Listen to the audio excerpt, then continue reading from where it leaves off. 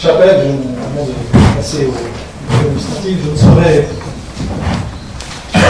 ouvrir cette séance sans m'attarder quelques instants sur le courrier que nous avons tous reçu maintenant de M. Deragobian et adressé donc à M. le sous-préfet de Sens.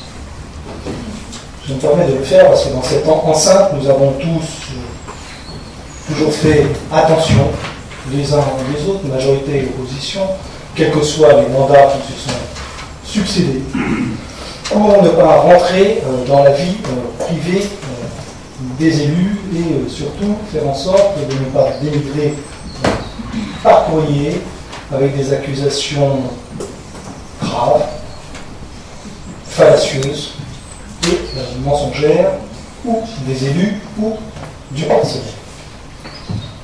Bien sûr, il m'est difficile, de titre particulier, de parler de ce courrier, puisque mon nom est cité dedans, mais celui également de la directrice générale des services. Donc, M.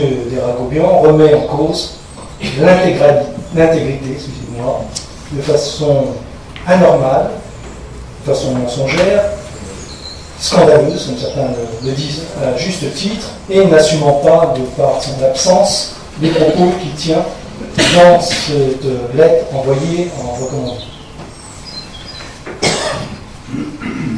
Je ne savais pas qu'au conseil municipal, nous devions nous intéresser de savoir qui, sur tous les bancs de l'Assemblée, vivait avec qui.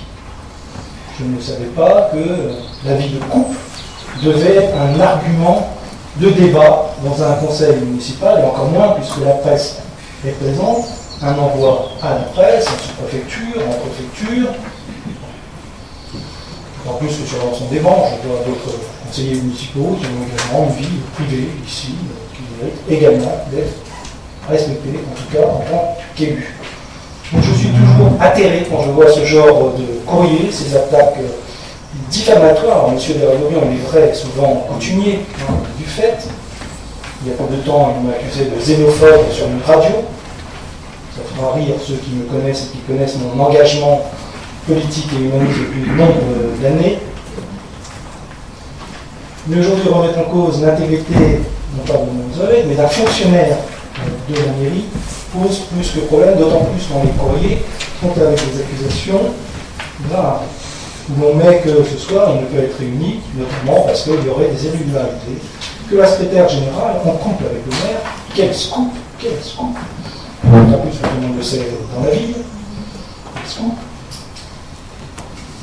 aurait, par jeu, rendrait opaque la gestion du conseil municipal. Tout ce genre d'attaque, et je voudrais remercier donc un nombre d'élus qui ce soir m'ont envoyé des messages et qui sont adressés surtout, parce que j'ai envie de dire moi ça ne compte pas, mais à la directrice générale des services pour leur faire part, et pas simplement dans la majorité, de leur stupéfaction sur ce genre de procédé.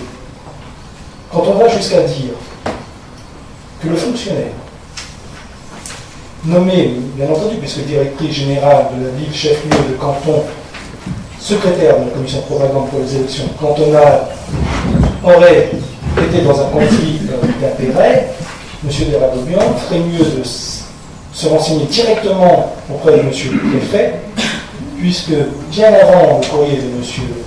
Deragobian, Mme Zabec avait demandé directement au préfet d'être déchargé de cette fonction, justement pour que ne plane aucune suspicion par rapport au couple qu'elle peut former avec un élu, ce qui aurait été, j'ai envie de dire, le cas certainement pour d'autres élus qui auraient été candidats ici et qui auraient pu avoir dans n'importe quel service une relation de proximité familiale. Voilà, donc je ne vais pas m'étendre très longtemps là-dessus, puisque ça fera l'objet, bien sûr, de procédures. Mais je voudrais dire, quand même, je trouve grave, quand on parlait l'autre fois du personnel, de la qualité de travail. La qualité de travail peut s'appliquer du premier au dernier, de la première à la dernière. Donc je souhaite, je le redis, avec beaucoup d'insistance, vous ne m'avez jamais entendu ici parler d'un truc comme ça, je souhaite que soit respecté l'ensemble des fonctionnaires et élus dans leur vie personnelle et privée. Donc cela, j'ai trop d'exemples. Certains le savent ici, puisque je ne signe même pas les congés, que le secrétaire général, M. Kessler peut en être témoin, puisque je lui avais demandé, et surtout là, la DGS lui avait demandé, et que M. Kessler s'était même proposé, je ne signe aucun congé, ni notation de l'agent en question, justement, pour qu'il n'y ait aucun trouble par rapport à ça. Donc voilà, je voulais le dire. C'est d'autant plus regrettable que, une fois de plus, M. Verlougan n'est pas là, lance des polémiques une fois de plus, on est vraiment habitué, mais ça crée aussi un climat non seulement entre les élus, mais aussi au sein des agents qui nous semble détestable. Voilà, je veux dire, j'aurai l'occasion de l'interpeller de vive voix directement, je pensais de le faire, et comme il prend cet argument pour Canada et d'autres ce soir, je lui répondrai sur l'ensemble des points, en tout cas contenus dans son courrier. Voilà. Monsieur Lazare. Merci. Monsieur le maire, vous vous rappelez qu'en ce qui me concerne, dès le départ, j'avais dit très clairement que chacun, quelle que soit sa fonction, a le droit de construire son bonheur comme il l'entend. Il ne nous appartenait pas de porter des jugements de valeur sur le choix personnel que les uns et les autres pouvons faire. Et nous sommes toujours, en ce qui nous concerne, tout à fait fidèles sur cette ligne. Je crois effectivement que, d'une part, c'est un droit fondamental. Chacun a le droit de construire son bonheur comme il l'entend. Souvent, c'est pas facile. Souvent, ça passe par la souffrance, par des événements difficiles. Et ça se gère entre gens qui savent effectivement faire face à des situations particulièrement difficiles. J'ai également dit très clairement, et dès le départ, que, en ce qui me concerne, je ne remettais absolument pas en cause l'intégrité dans sa fonction de secrétaire général. Je vous l'ai dit, et je lui ai manifesté à plusieurs reprises, puisque j'ai pu constater effectivement une rigueur indiscutable dans son comportement, au point où je peux le dire, quand elle me parlait de vous, elle me parlait de monsieur le maire. Ce qui montre bien cette capacité de prise de distance dans l'exercice d'une fonction. Mais vous pouvez aussi comprendre, et ça c'est la difficulté de l'exercice, que pour le personnel, ça peut poser quelques difficultés, non pas de votre fait, mais de l'espèce d'autocensure que le personnel peut être amené à faire lorsqu'il veut discuter de problèmes d'organisation du travail, pensant que si on parle à la secrétaire générale, elle va en parler au maire. C'est simplement une difficulté. Ces difficultés, moi j'ai constaté que la secrétaire générale la surmontait facilement. Et donc je n'ai aucun doute là-dessus sur ce point. Je voudrais simplement vous rappeler que si nous avons tous le droit au respect à sa vie privée, il y a même certains d'entre vous qui m'ont envoyé un email en fouillant dans mon passé, ils sont remontés à 18 ans, pour quelque chose dont j'avais d'ailleurs rendu public la réalité.